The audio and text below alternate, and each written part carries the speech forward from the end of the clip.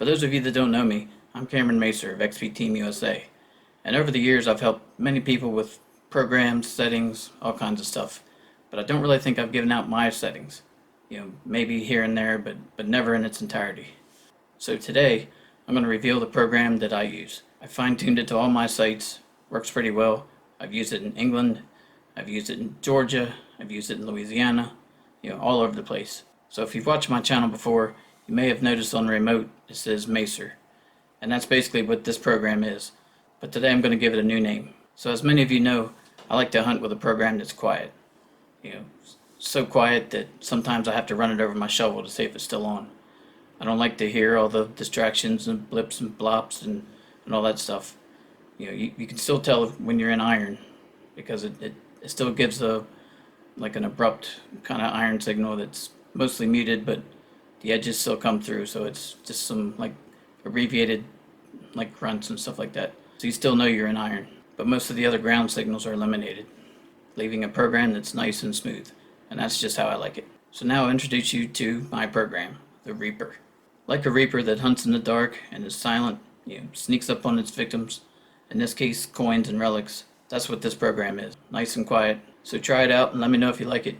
All I ask in return is that you name it the Reaper. After all, a program this silent can't be named anything else. Alright, I'll walk you through the settings. I have several versions of my program. One is based on fast, one is based on deep, but I mostly use the one in fast. So we're going to start off with fast, and I'll walk you through how to set it up. So if you aren't already there, use your plus and minus keys to navigate to the fast program. Then we'll hit menu. The first thing that comes up is disk. I lower mine as far as it will go to minus 6.4. So hit your minus key all the way down until you get to minus 6.4. When you've got minus 6.4, hit expert. I like to hunt in full tones, but you can use whatever you want. I do feel this program really loves full tones though. Hey guys, I want to interrupt this video for a second. I took an opportunity to go detecting today.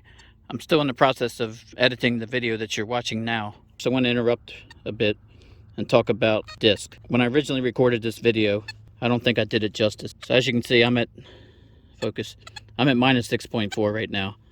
And that's the key to this program. But some of your sites might not be able to support minus 6.4.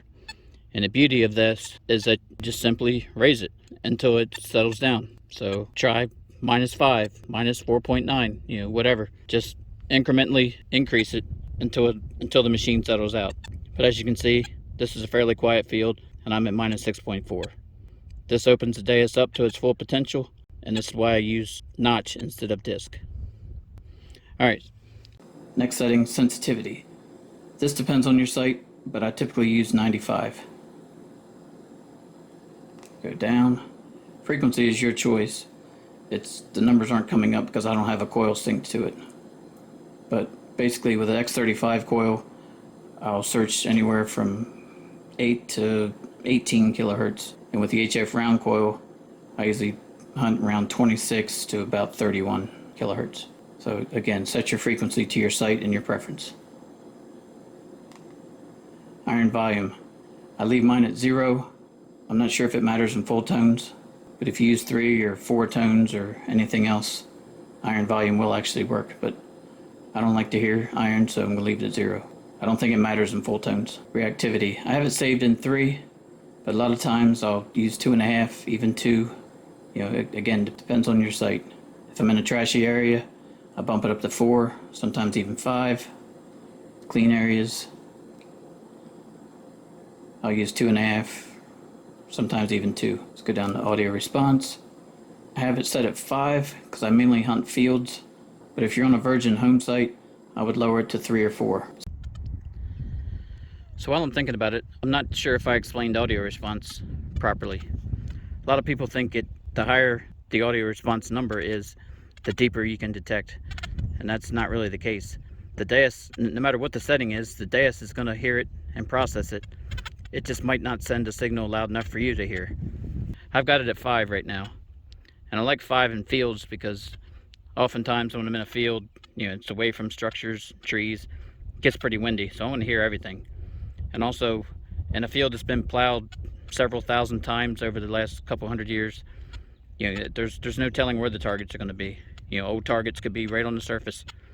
They could be a foot deep. you know, who knows? If I was at a virgin colonial home site, I would have audio response at like 3 and just listen for those tiny, barely audible sounds. Then you know it's deep. And the loud booming sounds, or the loud booming targets, would be typically modern trash. Alright, that's audio response. Now notch, notice I have it set from 0 to 20. And the reason I do that is to eliminate the iron. Since I use a disc of minus 6.4, that basically opens up the DäUS, you know, wide open. But I don't want to hear all that stuff. So my philosophy, disc minus 6.4, and to quiet the machine down, use notch 0 to 20. And by hitting expert, you can actually add multiple notches. But for mine, I just use 0 to 20. And we're back to disc. So, like I said, this was previously the Macer program. But since this is such a badass program, we're going to name it the Reaper. I'll show you how to do that. So you go to Option, go to Programs, select. So we're going to save it, hit select. Going to go down to an empty slot, hit select again. Use your plus and minus keys to cycle through the letters, and your left and right button to advance. So I'm going to hit the plus until I get to R. Hold it in, it goes faster. So R, you get your first letter in, then you hit the over button, which is this.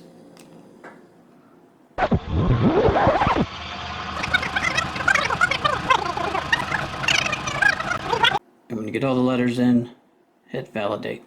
Now it's saved in slot 13 as the Reaper.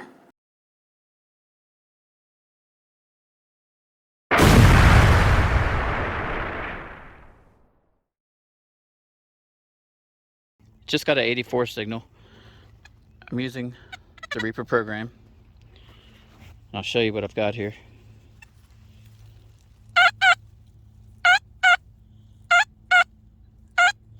Nice diagonal line, 85, 86. Let's see what this is. Where are you? Should have my gloves on. Come on, please be a coin. Where is it? Oh, it is a coin. What is it? Indian.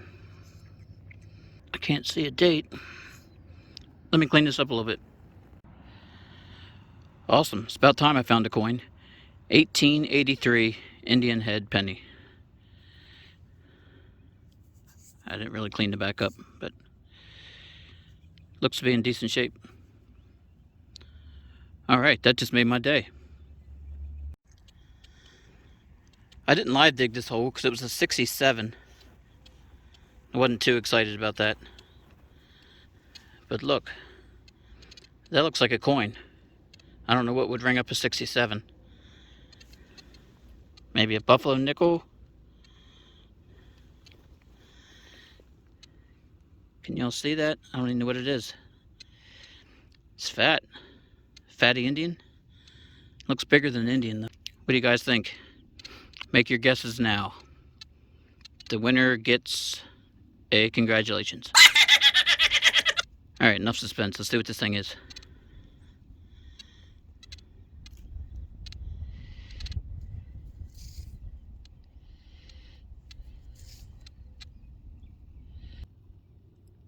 Oh my god. Yes, my first V-nickel. That's a V-nickel. That's why it rang up so low. Yes. I think that's... yeah, look at that V. Nice. Bucket lister, guys. 1910. That is awesome. So I'm getting cocky now that I just got that V-nickel. Just got a 91. Every time I do a live dig, it's always garbage. But I'll let you hear what it is.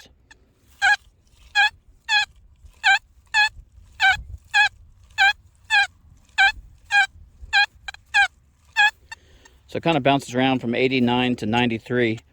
It's not exactly a diagonal on the XY screen, but it is a nice repeatable target, so we're gonna dig it, see what it is.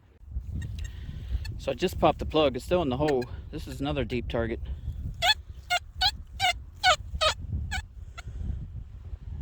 See if I can.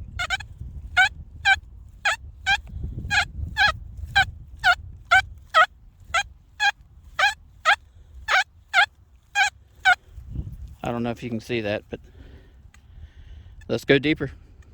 So after popping the plug, it became an 87. It's right on top. Been out here half the day and found nothing, but second half I'm on fire. The heck is it? You guys see anything? I guess that's a slug. Probably a 12 gauge slug. Oh well, they all can't be coins. Just got a bit of a harmonica read. That's pretty cool. When you find those, you know you're on an old site.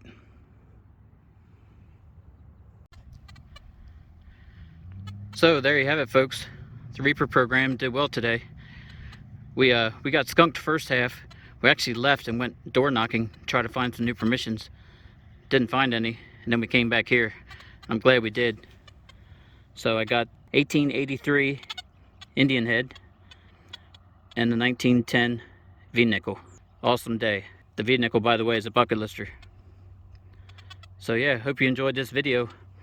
Happy days. Actually, it sounds better when Sid says it. Let's see if we can get him to say it for us. Next shout out is, I better check the phone. Give me a sec. What's it? Cameron Mesa, his name is, I think, but